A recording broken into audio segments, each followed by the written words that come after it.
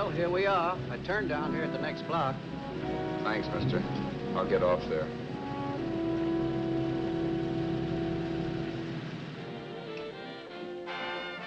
Want anything else? No. Hey, you. Me? Yeah, you. Where you heading? East. Too bad. I thought if you was heading north, I might be able to help you out. I'm pushing the Salt Lake, and I don't like to ride it alone at night. I'm one of those guys that got to talk or I fall asleep. Oh, sure, now, my partner, he's got Lou to keep him company, but I ain't got nobody at all. Where you coming from? West. Yeah, sure, I know, but where, L.A.? Maybe. Got a cousin out in L.A. You don't say. Yeah, he's been out. You're not much of a talker, are you? My mother taught me never to speak to strangers. Oh, a wise guy. So what? Okay, okay, don't get sore. Just trying to be sociable, that's all. Hey, Glamorous. You change for a dime, will you?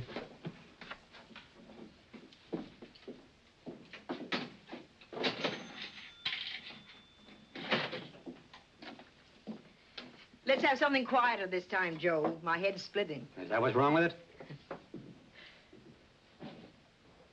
Done with your coffee? No. And don't rush me, will you?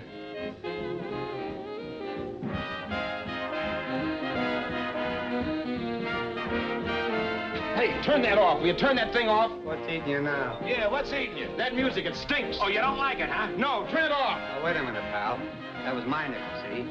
This is a free country. And I play whatever I want to. Okay. Sure, and if you don't like it, you don't have to listen to it. And you can leave here anytime you want to. Okay, I'm sorry I asked. First good piece played tonight and you don't like it. Some people just ain't got any good taste.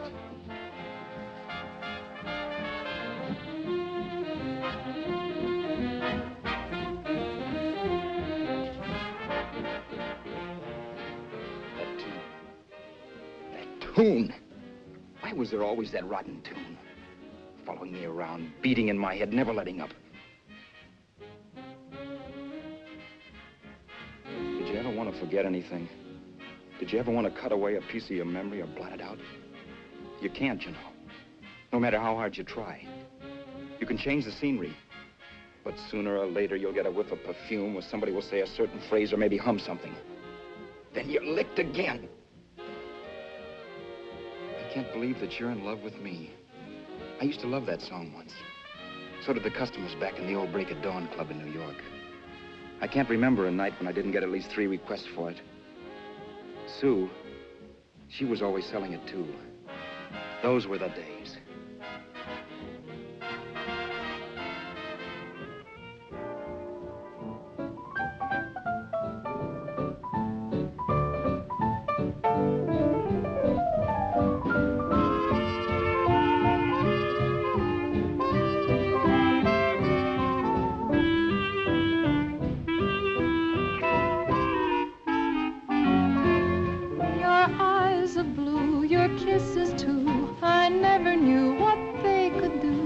I can't believe that you're in love with me. You're telling everyone you know that I'm on your mind each place you go. They can't believe that you're in love with me. I have always placed you far above me. I just can't imagine that you love me. And after all is said and done, to think that I'm the lucky one, I can't believe that you're in love with me.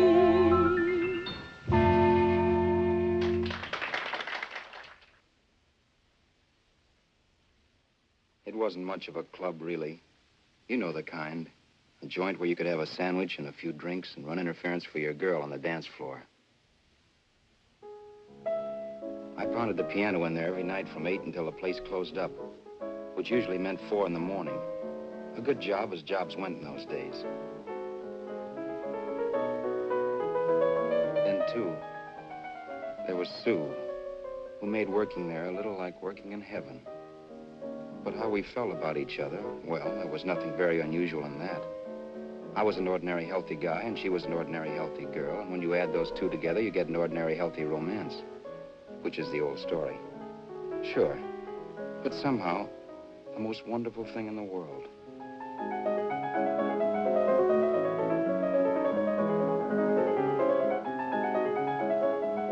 All in all, I was a pretty lucky guy.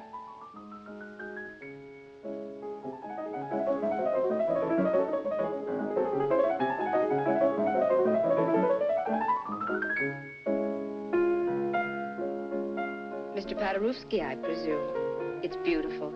You're going to make Carnegie Hall yet, Al? Yeah, as a janitor. I'll make my debut in the basement. I don't blame you for being bitter, darling, but you mustn't give up hope.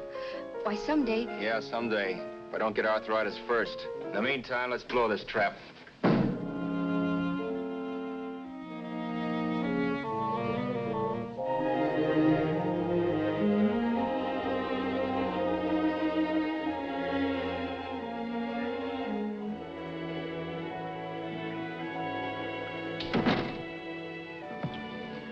Like to get something to eat, hon? Oh, I don't think so, Al. I lose my appetite working in this flea bag. Let's go home. Okay. I can't stand much more of that dump. Did you see that drunk tonight trying to paw me? No, what drunk? Does it matter what drunk? Say, what's the matter with you tonight, darling? That's the third time you started to tell me something and then stopped. We shouldn't have any secrets from each other, Sue. Next week, we're going to make with the ring and the license. You and me will be a team. Yes, that's right. In the Bush League. I don't get you. We've been struck out. It's a funny way to talk, darling. Don't you want to marry me? Al, look, I love you. You know I do, and I want to marry you. But? But not now. Only after we've made good. Sunday, I'm going away. Oh, I know you'll think it's silly. That's why I hesitated to tell you. But I'm going to California. I want to try my luck in Hollywood. That's the most stupid thing I ever heard of. Don't you know millions of people go out there every year and wind up polishing cuspidors? I thought you had better sense. You sound as if you don't think I have any talent. That has nothing to do with it. I'll make out all right. Maybe. But what about me? Doesn't it mean anything to you that you're busting up all our plans?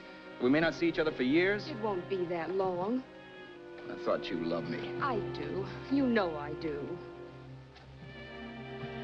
Well, here we are. Al. Al, why can't you see my side of it? I'm young. We both are, and we've got all the time in the world to settle down. Really, darling, what I'm doing is the only sane thing to do. I hate the thought of being so far away from you, but we'll be together again someday. Maybe you'll decide to come out too later on. So long. Al, aren't you going to kiss me goodnight? Sure, why not? Good night.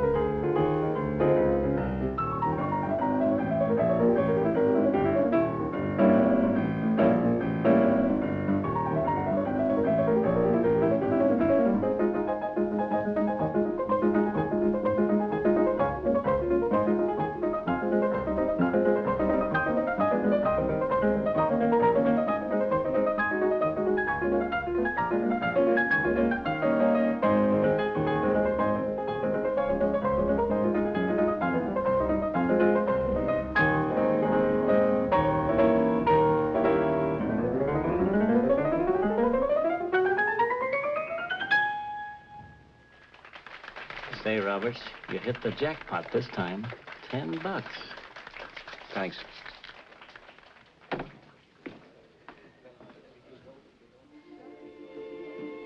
So when this drunk handed me a 10 spot after a request, I couldn't get very excited. What was it, I asked myself? A piece of paper crawling with germs. Couldn't buy anything I wanted. It couldn't... Then I thought of something.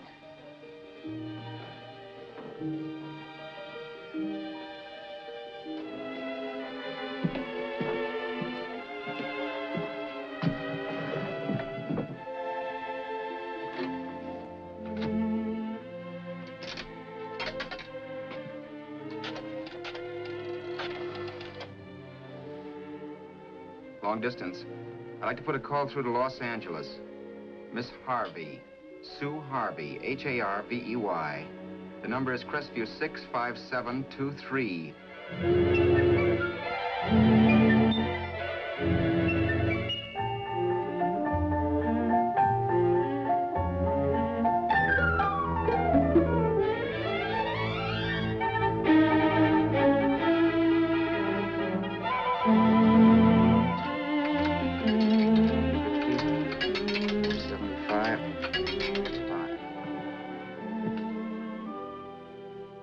Hello, Sue? This is Al. Oh, baby, it's great to hear from you, too. What's that? You do? Oh, me too, darling. I thought I'd go batty without you. I just had to... Huh? You're working as a hashlinger? Gee, honey, that's tough. Those guys out in Hollywood don't know the real thing when it's right in front of them. You just stick it out, Sue, baby. Keep going around to those casting offices. I'm sure you'll click. Look, I'll tell you what. You stay put out there. I'll come to you. No, don't try to stop me. Just expect me. Train? Who knows? Train, plane, bus, magic carpet. I'll be there if I have to crawl. If I have to travel by pogo stick. And then, let's get married right away, huh? That's the stuff. That's what I've been wanting to hear you say. Well, goodbye for now. I'll be seeing you soon. Yeah. Bye. The only way I could cross country was to thumb rides. For even after hawking everything, I only had enough money to eat. Money. You know what that is. It's the stuff you never have enough of. Little green things with George Washington's picture that men slave for, commit crimes for, die for. It's the stuff that has caused more trouble in the world than anything else we ever invented. Simply because there's too little of it. At least I had too little of it. So it was me for the thumb.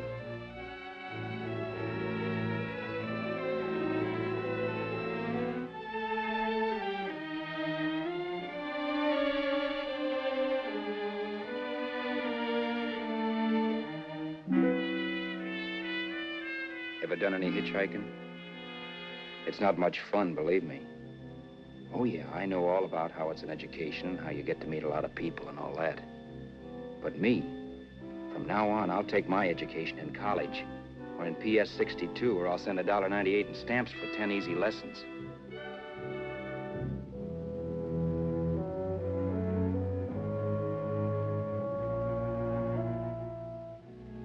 Thumbing rides may save you bus fare, but it's dangerous. You never know what's in store for you when you hear the squeal of brakes. If only I'd known what I was getting into that day in Arizona. Here, throw that in the back seat. Okay, let's go. Make sure that door is closed.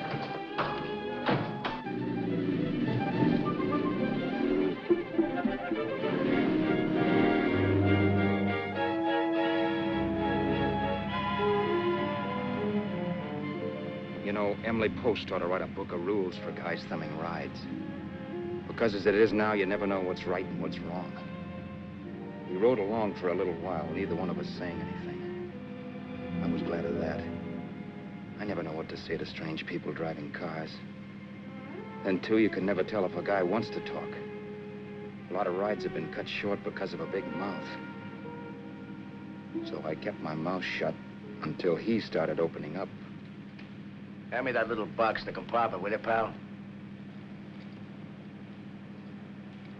Hold the wheel, will you?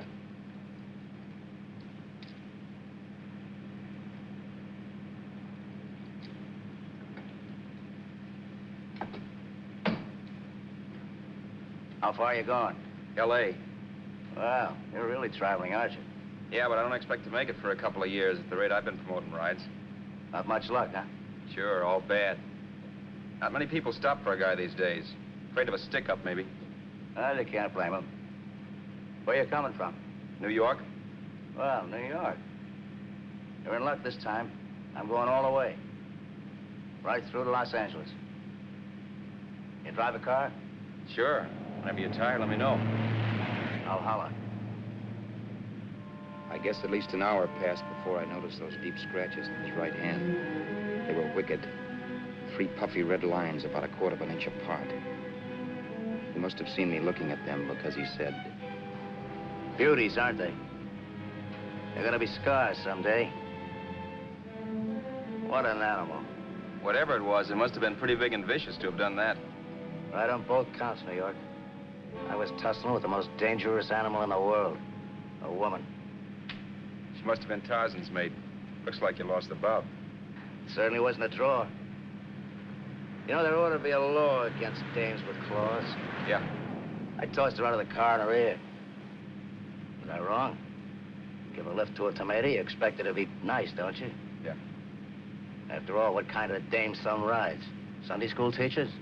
Yeah. A little witch. She must have thought she was riding with some fall guy. And me, who's been booking horses around racetracks since I was 20. I've known a million dames like her. 2 million. Yeah. Stopped the car, opened the door. Take it on the Arthur Duffy, sister, I told her. That's the stuff. As always done, huh? But if you want to see a real scar, brother, get a load of this. What? I got that one, too. Dooley? Yeah, we're just kidding, of course. My dad owned a couple of Franco-Prussian sabers. Kept them on the wall for decorations. Well, one day, another kid and I took them down when the old man wasn't around. Had a duel. He got me in the arm here. Pretty mean cut. Infection set in later. Yeah, I can see that. Now, give me that box again, will you? Yeah.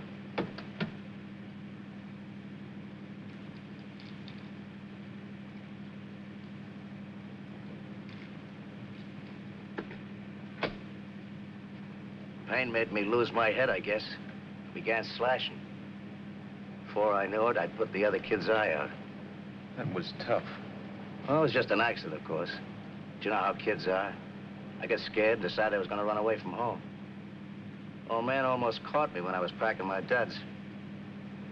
The bloody rag I had wrapped around my wrist hadn't caught his attention. You've seen the bundle for sure. But I beat it when he was phoning for a doctor. That was 15, 16 years ago. I haven't been home since.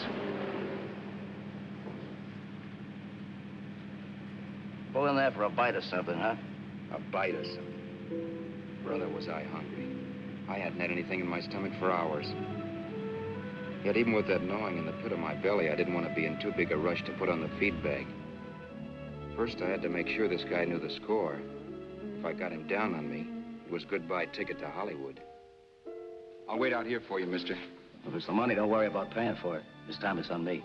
Well, that's white of you, Mr. Haskell, think nothing of it. You make your first million, maybe you can do the same for me. Come on, New York. I gotta make the West Coast by Wednesday. There's a horse running in Santa Anita named Pirate Bicycle. Means dough to me if I'm on him. We'll make it all right. He did most of the talking during the half hour we were in the place. I ate. He rambled on about his old man, whom we hadn't heard from since he ran away as a kid. And how he happened to become a bookie. And then all about how he got rooked in Miami. One race, 38 grand. They cleaned out my book. How do you like that? That was tough luck. Yeah, and I'm supposed to be the smart guy. Well, you just wait. I'm going back to Florida next season with all kinds of jack. And you watch those stinkers run for cover. Want anything else? No, thanks. I've had plenty.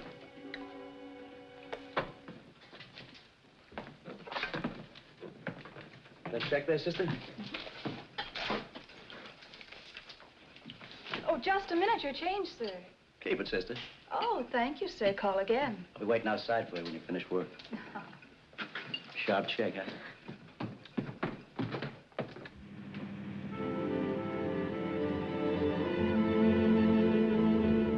I drove all that night while Haskell slept like a log. After a while, I began to get sleepy myself. I was happy, though. Soon I'd be with Sue again. The long trip was practically over, and there'd be no more hoofing it down the concrete. I began to think of the future, which couldn't have been brighter if I'd embroidered it with neon lights. It was nice to think of Sue shooting to the top. It's amazing what a full belly can do to your imagination.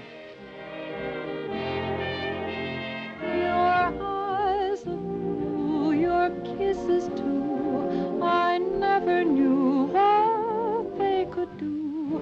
I can't believe that you're in love with me. You're telling everyone you know I'm on your mind each place you go. I can't believe that you're in love with me.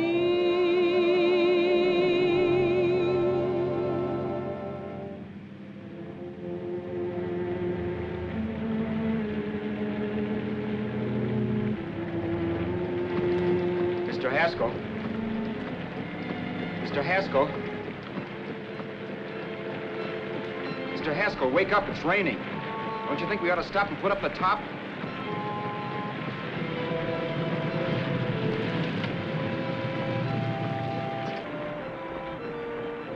Mr. Haskell, I'm going to put up the top.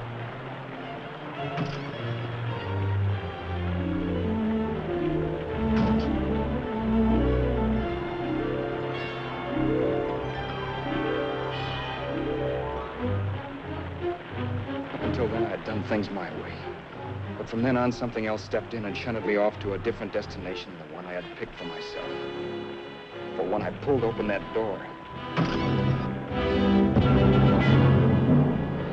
Mr. Haskell, what's the matter? Are you hurt? Are you hurt, Mr. Haskell?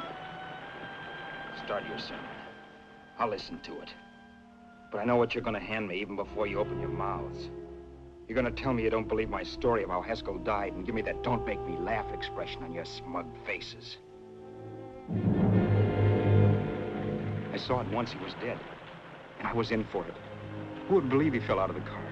Why, if Haskell came too, which of course he couldn't, even he would swear I conked him over the head for his dough. Yes, I was in for it. Instinct told me to run, but then I realized it was hopeless. There were lots of people back down the road who could identify me. That gas station guy and the waitress. I would be in a worse spot then, trying to explain why I beat it. The next possibility was to sit tight and tell the truth when the cops came. But that would be crazy. They'd laugh at the truth. And I'd have my head in a noose. So what else was there to do but hide the body and get away in the car? I couldn't leave the car there with him in the gully. That would be like erecting a tombstone.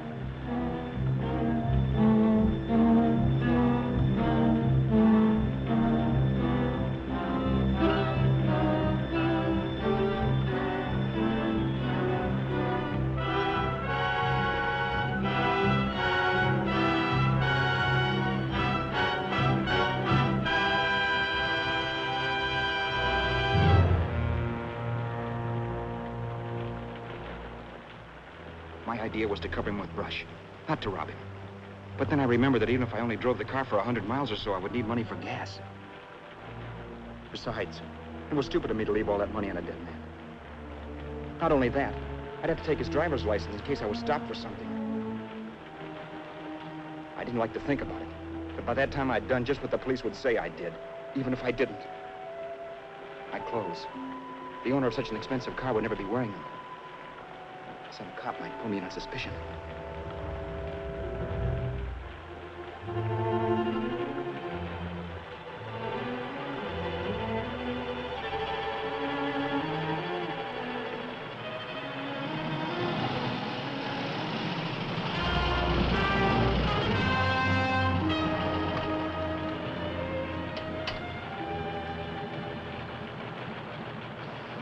Hey, you, this your car? Don't you know better than to leave a car with the wheels halfway in the middle of the road? That's the way accidents happen. I'm sorry, officer. I was just putting up my top. I didn't think. Well, the next time, think. I'll let you go now, but watch your step in the future. I know that's a lonely stretch, but cars come by here once in a while, and we have plenty of crack-ups. Thanks, officer.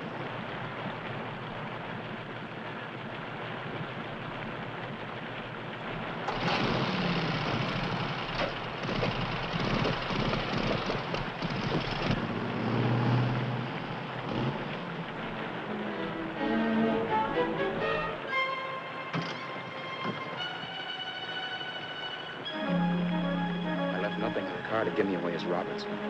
If they found a dead man in the gully now, it would be me.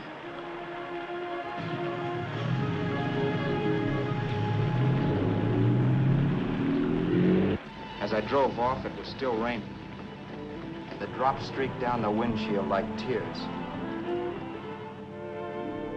I kept imagining I was being followed and that I could hear sirens back in the distance.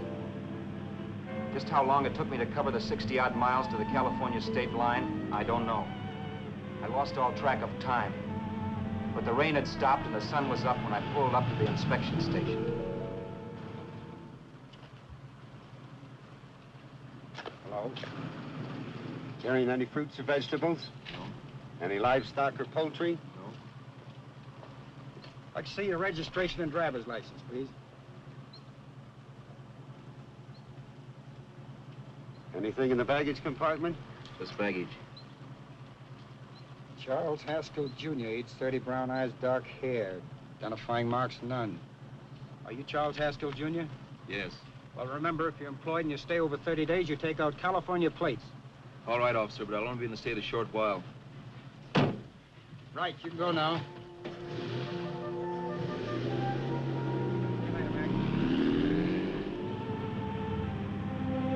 Drive any farther without some sleep.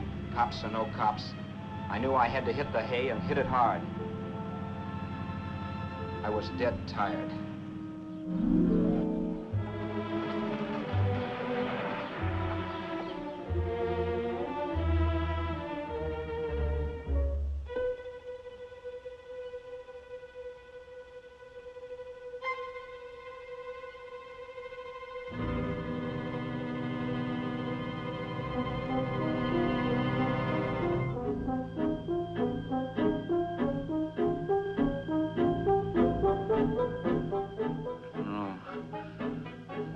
Mr. Haskell. No.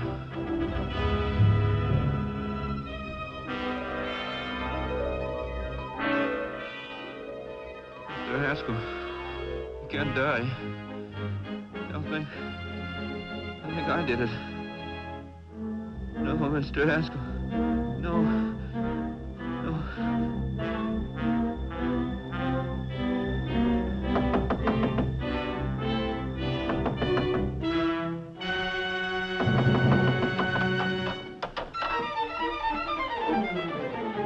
Who's there? It's the maid. Can I come in and clean? Later.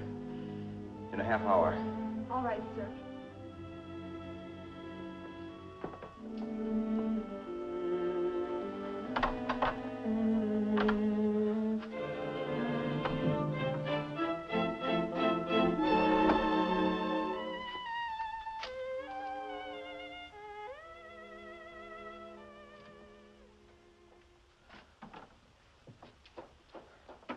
There was no time to lose. Every minute I had to be Charles Haskell was dangerous. And I'd have to be Charles Haskell until I got to some city where I could leave the car and be swallowed up.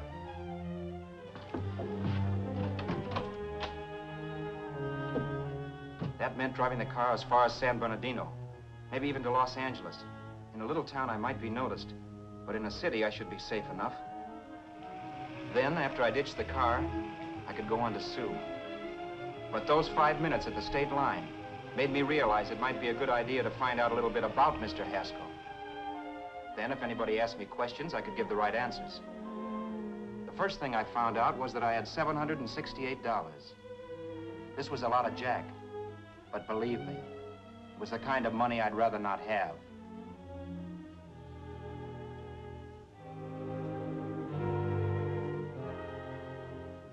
And then I found out from a letter Haskell was carting around in his bag that he wasn't the open-handed, easygoing big shot who who went around buying dinners for strange hitchhikers.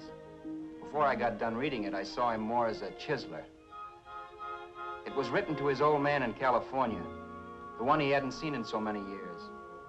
In it, Haskell posed as a salesman of hymnals, of all things. It was easy to see where Haskell expected to raise a new stake for his book in Miami by rooking his old man. That was about all I found out from his effects, and it was enough. I told myself, maybe old man Haskell was lucky his son kicked off. He would never know it, but it saved him from taking a flyer in Sacred Literature Preferred.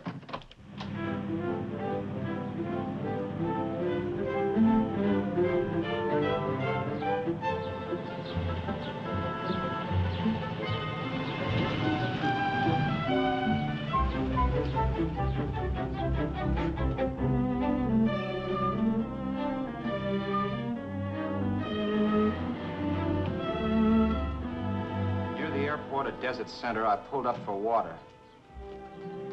There was a woman. Hey, you! Come on if you want to ride.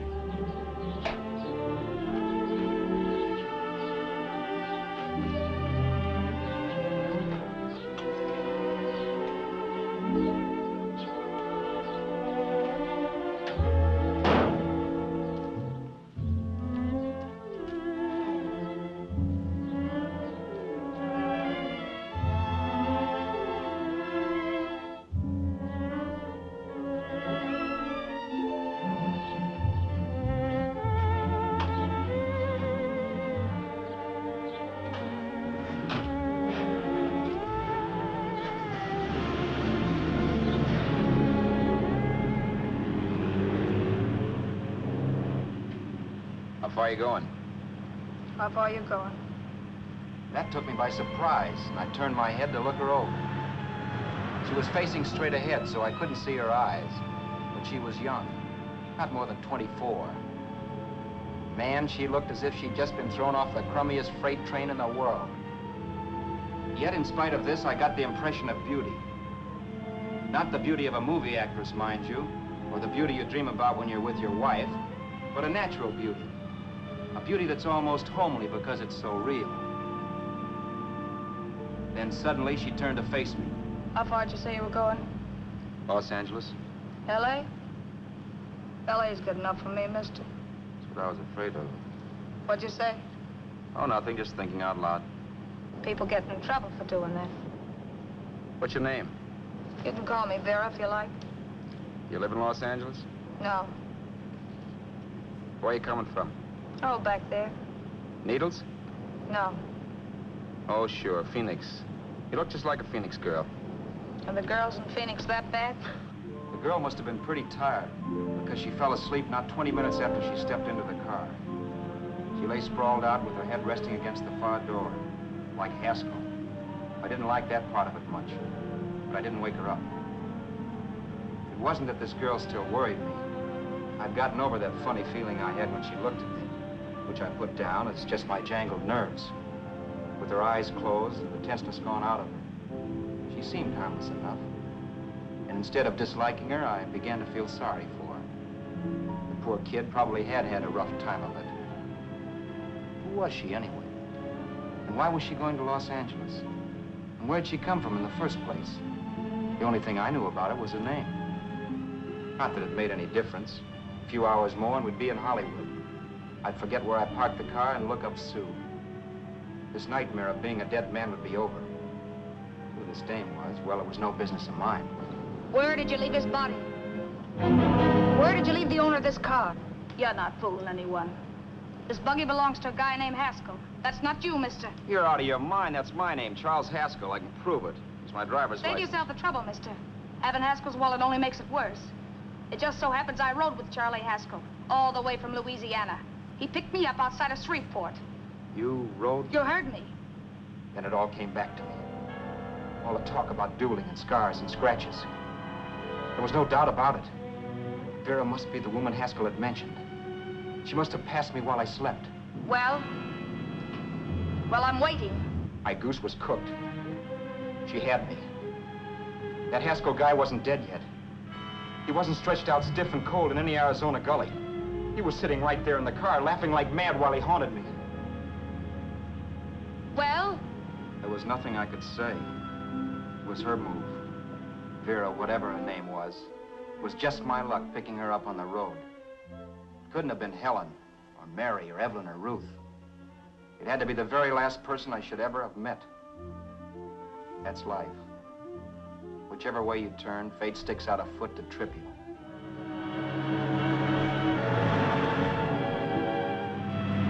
I told her everything, but she didn't believe my story. I should have saved my breath. That's the greatest cock and bull story I ever heard. So he fell out of his car. Say, who do you think you're talking to, a hick? Listen, mister, I've been around, and I know a wrong guy when I see one. What'd you do, kiss him with a wrench? Now, wait a minute. What I told you was true. You see, that's why I had to do it. You think I killed him. Well, the cops would have thought so, too. Yeah, well, maybe they still think so. What makes you so sure I'll shut up about this? Vera, I'm innocent. Give me a break, will you? It won't do me any good having you pinched. The cops are no friends of mine. Now, if there was a reward, but there isn't. Thanks. Don't thank me yet. I'm not through with you by a long shot. Let's see that roll.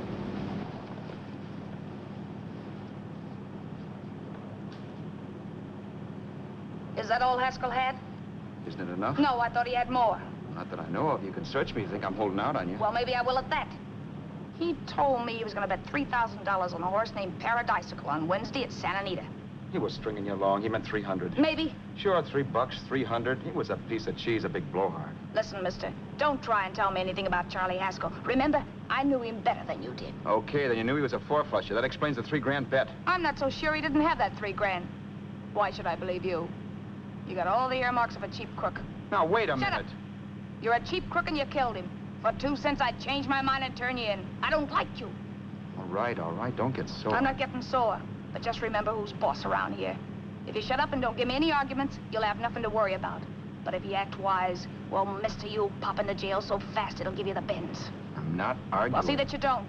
You know, as crooked as you look, I'd hate to see a fella as young as you wind up sniffing that perfume that Arizona hands out free to murderers. I'm not a murderer. Of course you're not. Haskell knocked his own head off. He fell, that's how it happened, just like I told you. Sure, and then he made you a present of his belongings. I explained why I had to do that. Doesn't make a difference one way or another. I'm not a mourner. I liked Haskell even less than I like you. Yeah, I saw what you did to him. What do you mean? Well, scratches on his wrist. Sure, I scratched him. I'll say you did. So your idea was to drive the car a little way, maybe into San Bernardino, and then leave it. You weren't gonna sell it? Sell it? You think I'm crazy? Somebody else's car? See, all I want to do is leave it somewhere and forget I ever saw it. Not only don't you have any scruples, you don't have any brains. I don't get you. Maybe it's a good thing you met me. You'd have got yourself caught, sure. Why, you dope. Don't you know a deserted automobile always rates an investigation? Huh? Look, the cops find a car. Then they get curious. They wonder where the owner is. So, all right, they don't trace Haskell. They trace you. I never thought of that. The only safe way to get rid of the car is to sell it to a dealer. Get it registered under a new name. Say, stop at the next store. I want to get a bottle and do some shopping before we hit L.A. Okay. As soon as we find a place, I'll drop you off and pick you up later. Nothing doing. You're coming in, too. From now on, you and I are like the Siamese twins. Have it your way, but I don't get the point. The point is, I don't want you to get lost. I'm not going to beat it if that's what you're afraid of. I'll say you're not. Well, I'm going to see that you sell this car so you don't get caught. Thanks. Of course, your interest wouldn't be financial, would it? You would want a small percentage of the profits. Well, now that you insist, how can I refuse? 100% will do. Fine. I'm relieved. I thought for a moment you were going to take it all. I don't want to be a hog. A few hours later, we were in Hollywood. I was recognizing places Sue had written about. It struck me that far from being at the end of the trip, there was a greater distance between Sue and me than when I started out. Vera wasn't kidding with that Siamese twins crack. She rented a little apartment as Mrs. Charles Haskell. When I objected to this, she explained that it was on account of the car. A dealer might think something was funny if he called and found we were using different names.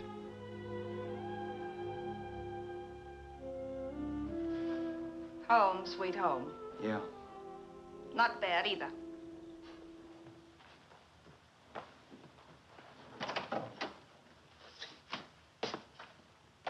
case there's any doubt in your mind, I'll take the bedroom. Yeah. Sure is stuffy in here.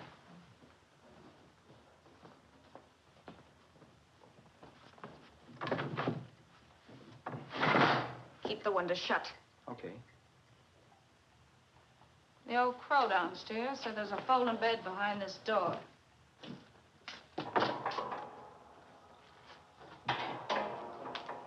You know how to work it? I invented it. Some joint. One can't have everything.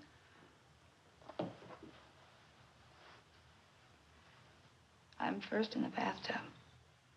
I don't know why, but I figured you would be.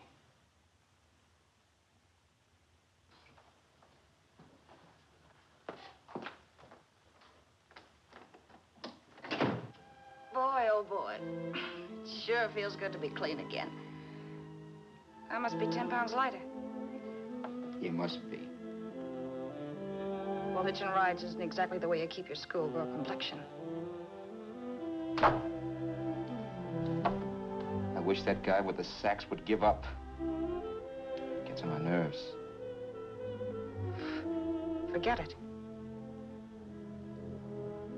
Have a drink. Aren't you afraid I might take you up on it?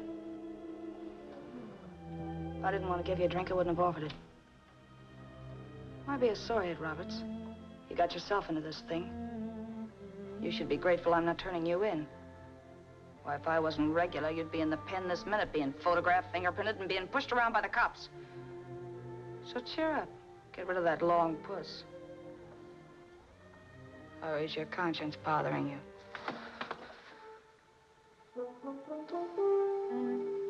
No. It isn't. Swell.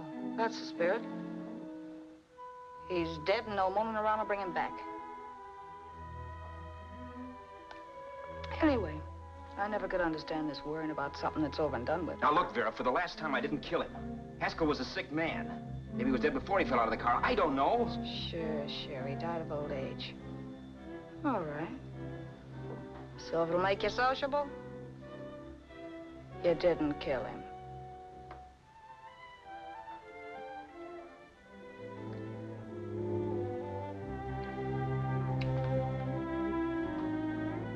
Thanks.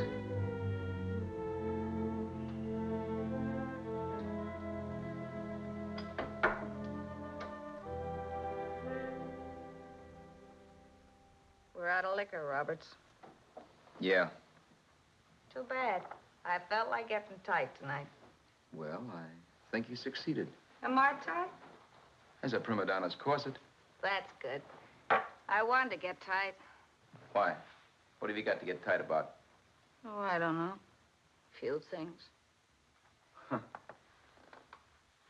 You should have my worries. If I had your troubles, I'd stay sober. And I've got the key to that door. Yeah. Maybe you're right. I'm always right. You know, I don't like your attitude, Roberts. Well, there's a lot of things I don't like. Sure. But life's like a ball game. You gotta take a swing at whatever comes along before you wake up and find it's the 9th inning. I bet you read that somewhere. That's the trouble with you, Roberts.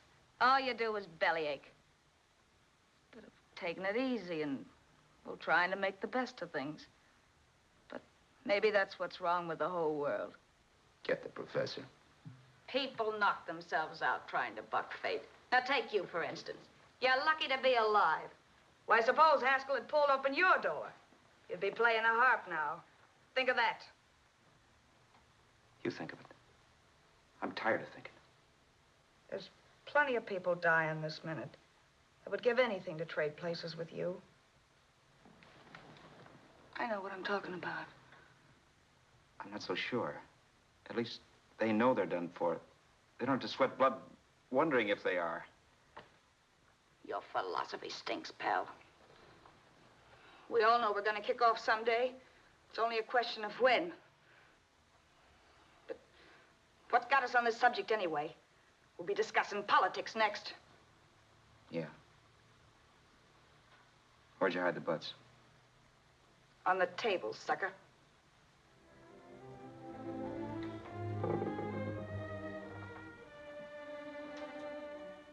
We bored each other with conversation for a couple of hours longer. Every 5 minutes, one of us was wishing we had another bottle or a radio or something to read. Then finally, we ran out of chatter. I know it's only 11 o'clock, but I want to get up early and make the rounds of the used car lots. No hurry about that. We got all the time in the world. Maybe you have, but if you think I want to stay cooped up in this place any longer than I have to, you're batty. It's not a bad place. Pay plenty for diggings like this in New York. I wouldn't like it if it was the Ritz.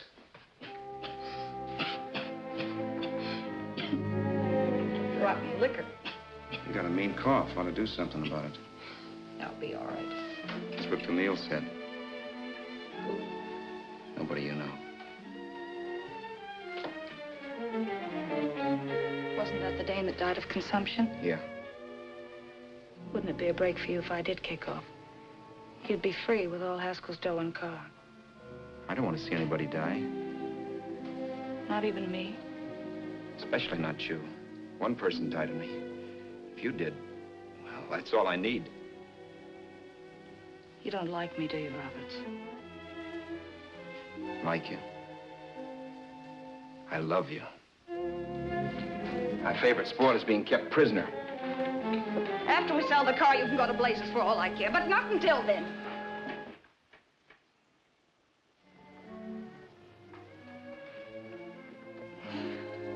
I'm going to bed.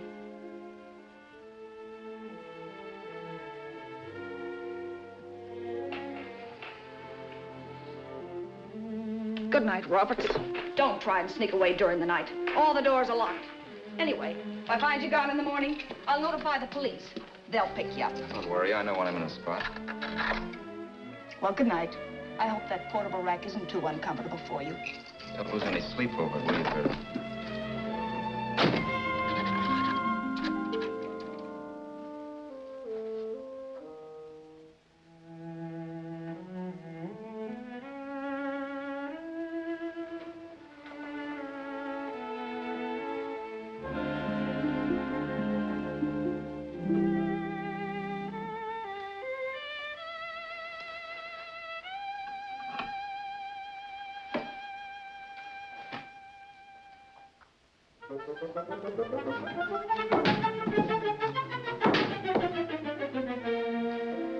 Crisview.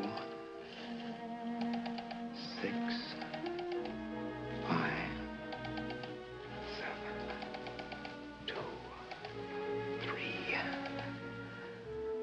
Hello? Hello? Hello? Hello?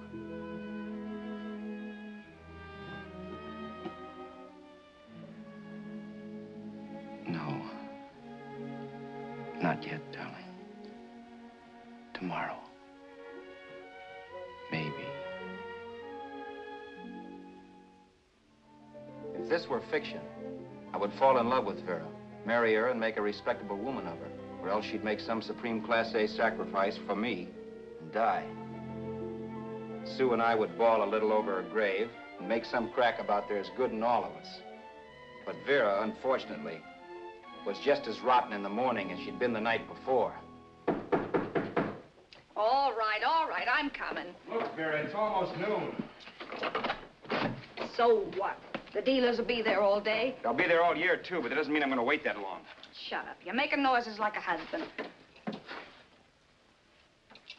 Well, do I rate a whistle? You sure do, but let's go. Let's go, let's go. I spent $85 in 2 hours preparing bait, and all you can say is let's go. Come on.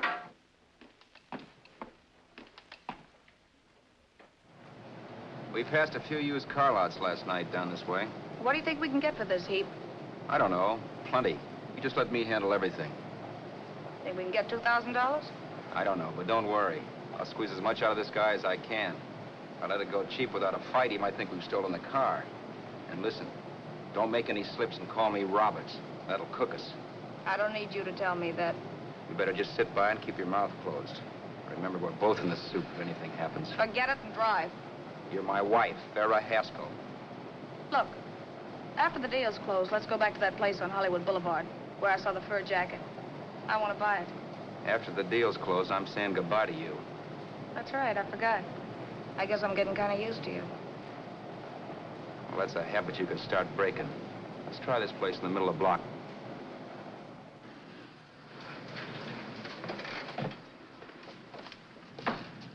Good afternoon. What can I do for you? We're interested in selling a car. If the price is right. Well, if it's in good mechanical condition, it should blue book for about $1,600. Tony, take a look at this motor. 1,600. Are you kidding?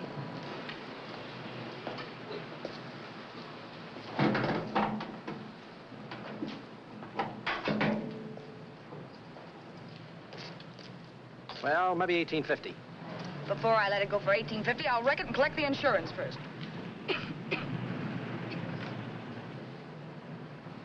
Lady, this motor's seen a lot of driving.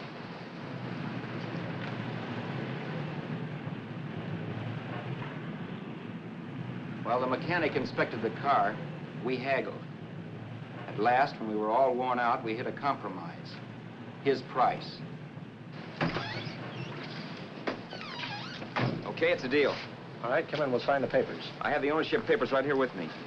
Look, Vera, in the meantime, will you clean out the dash compartment? There may be some stuff in it. All right, darling. 1,850 bucks. That dirty crook.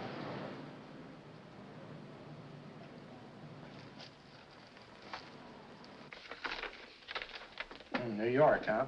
Yeah. But you bought the car in Miami? Yeah. Well, now, let's see about the insurance. We can either have it transferred or canceled. What kind of insurance do you have, Mr. Haskell? Well, aren't all the papers there? I don't see any. Surely you know what type of insurance you carry in the car. The name of the company? Yeah, but, Well, if you'll just tell me the name of the company, I'd be very glad to take care of all the details. well, Did you sign the papers yet? not yet. Well, don't. We're not selling the car. Well, wait a minute, Miss Haskell. Come on, darling. What's the matter? You changed your mind? Yes, I'm sorry. I guess I have. But, Vera... Let's go.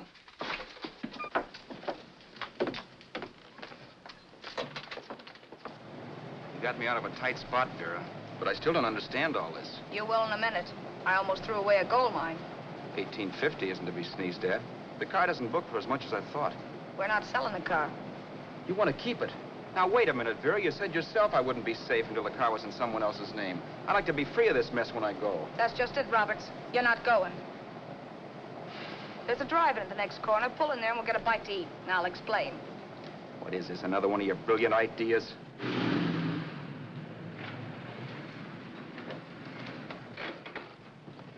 Oh, may I take your order? Make mine a ham sandwich and coffee.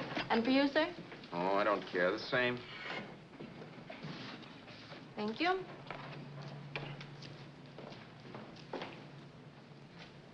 Get this, Vera. I've been pretty patient so far. I've done everything you asked me to do, but no more. Shut up. You've taken Haskell's money. And you can have the dough we get from selling the car. But you're not going to keep me a prisoner. It's a good thing I bought the paper. Take a look at that. Vera, I'm in no mood. Read that.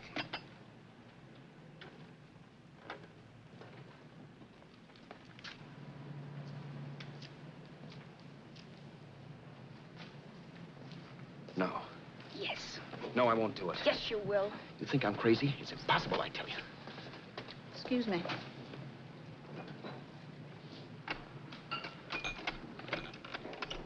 Blow the horn when you're through. No one could possibly get away with an act like that. It'd be wise to me in a minute. Don't be yellow. You look enough like him. The same coloring and the same build. See how his clothes fit you? No kidding, you almost had me fooled for a while. Oh, grow up, Vera. Don't you think a father knows his own son? And there must be other relatives. The father won't have to know you. We'll wait till he gives up the ghost. He's an old geezer and he won't pull through. And as far as other relatives are concerned, they haven't seen you in 15 or 20 years. Eat. I'm not hungry. And I won't do it. It's not as tough as it sounds. Remember, you've got all kinds of identification. His car, letters, license. I could never get away with it. It's the stupidest thing I've ever heard. The old boy has scads of dough. Look in the paper there. Personal fortune assessed at over 15 million. He'll leave plenty, I tell you. Maybe he cut off his son. How do we know? It's out, Vera. I won't have anything to do with it. I think you will. Look, Vera, I'll do anything within reason. But not that. So forget it. Find yourself another stooge. You sap. You'll be fixed for the rest of your life as Charlie Haskell. You can take your inheritance and go away. No more worrying about the rent, no sweating, scheming, wondering where your next meal's coming from. Think about that, Roberts. Vera, please, you're talking too loud. On this, I'm splitting 50-50 with you. Sure, why not? We're both alike, both born in the same gutter. Now, take it easy, Vera. There's people around here. You don't know what you're talking about. We'll wait till we read that old man Haskell's dead. Then you show up.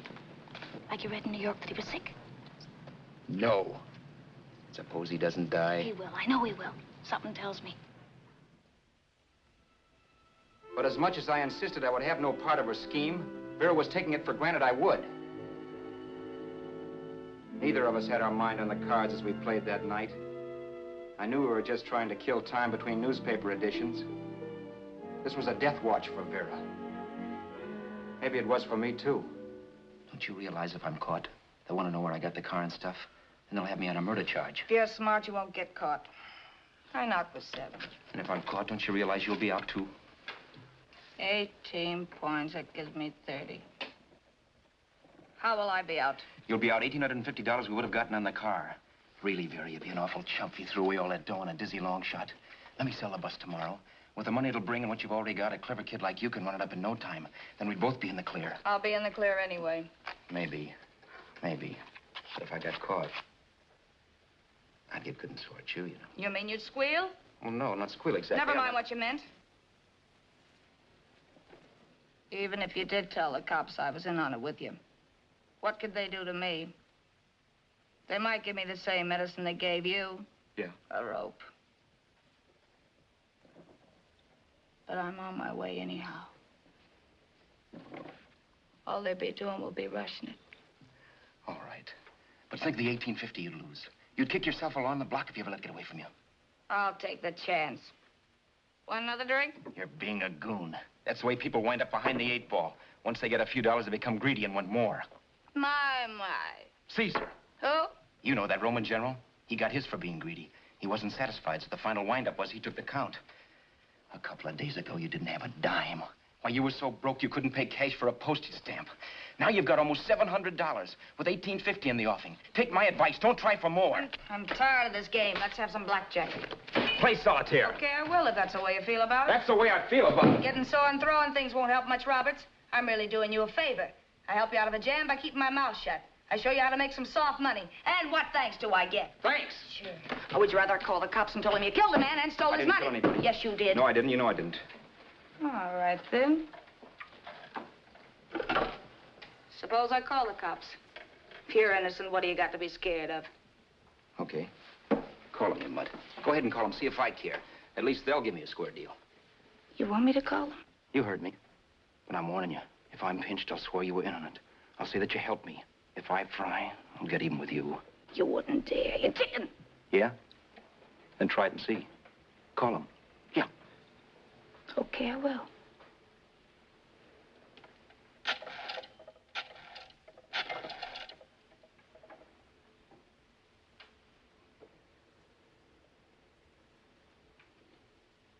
Information? I want the number at the Hollywood police station. Okay, I got it. Thanks. Wait a minute, Vera. You wouldn't do that. Well, wouldn't I? Give me that and I'll show you if I would. Take it easy now. Let's talk this over. This was early in the evening, and the conversation, while hectic, was at least pitched low. But as the minutes passed, and more obstacles to her plan popped into my head, the air got blue. Each word coming from our lips cracked like a whip. I reminded her that as Charles Haskell, I didn't even know my mother's name, where I'd gone to school, the name of my best friend, whether I had an Aunt Emma or not, my religion, and if I'd ever owned a dog. I didn't even know what my middle initial stood for. I also pointed out that the real Haskell had a scar on his forearm. His people never saw that scar. He told me he ran away right after putting out the kid's eye. Yeah, but his father knew he was cut. It'd have to be some kind of a mark. So what? The old man's dead, or will be. I hope by tomorrow morning's papers. Anyway, you could cut yourself a little, couldn't you? Boy, for that kind of dough, I'd let you cut my leg off. You're drunk and you're crazy mad, Vera. Turn him in if you want to, but I won't get mixed up in this. Besides, how do we know? Haskell was such a phony. Maybe he wasn't the man son at all. Maybe he just dreamed it up. Well, dreaming or not, you won't be dreaming when the law taps you on the shoulder. There's a cute little gas chamber waiting for you, Roberts. And I hear extradition to Arizona's a cinch. Where's that phone? Vera! Leave me alone, Vera! Here. I want a phone. Call police. I hate you, yellow stinker. You leave me alone. I'll let you alone when you promise to leave the phone where it is. You're drunk. You don't know what you're doing. You're hurting me. Will you promise? All right.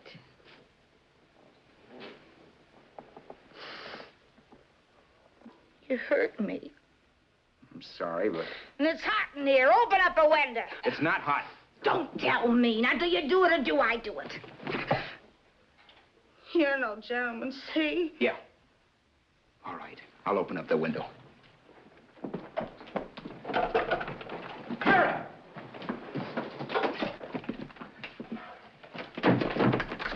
Vera, open the door. Please open the door. Vera, open the door. Don't use the phone. Listen to me. I don't like you, Roberts. You're no gentleman, see? You hurt my hand, and I'm going to get even with you. If you don't open the door, I'm going to kick it down, Vera. Vera, don't call the cops. Listen to me. I'll do anything you say. Vera, let me in. I'll break the phone.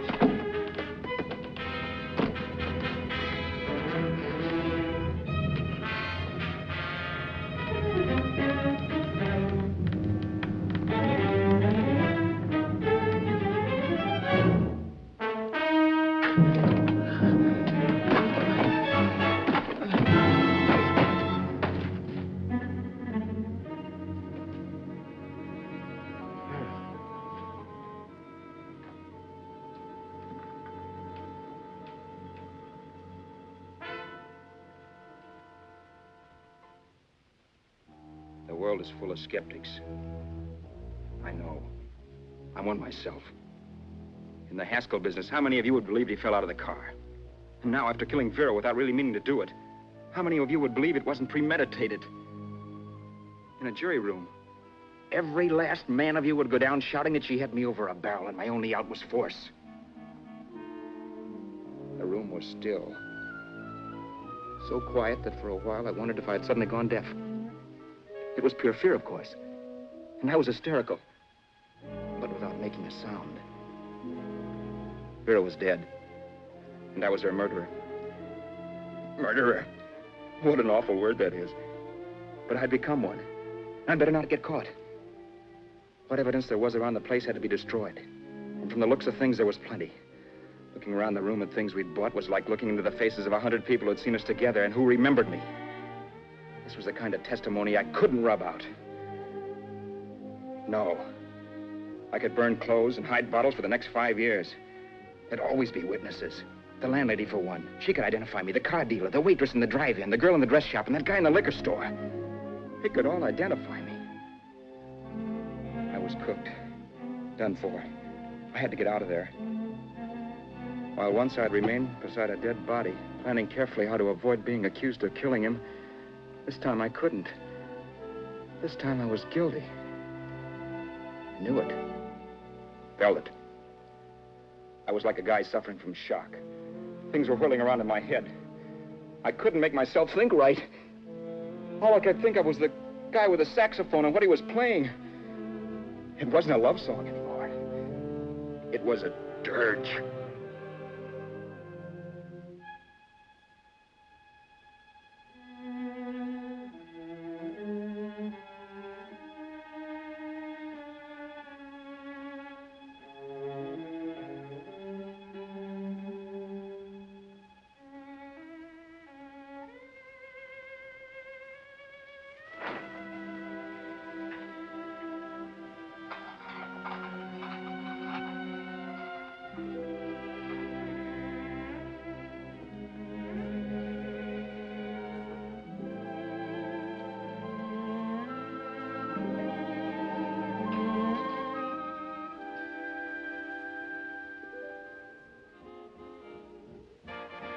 My problems weren't solved.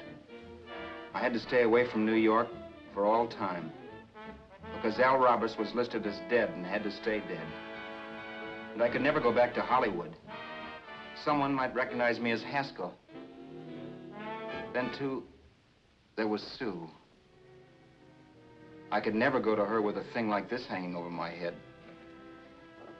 All I could do was pray she'd be happy.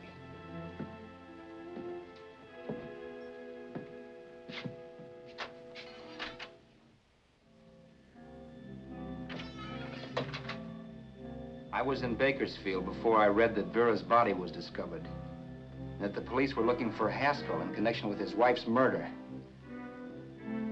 Isn't that a laugh? Haskell got me into this mess, and Haskell was getting me out of it.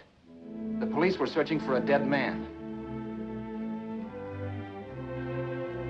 I keep trying to forget what happened, and wonder what my life might have been if that car of Haskell's hadn't stopped. But one thing I don't have to wonder about. I know. Someday a car will stop to pick me up that I never thumbed.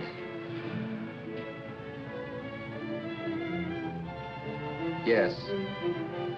Fate, or some mysterious force, can put the finger on you or me for no good reason at all.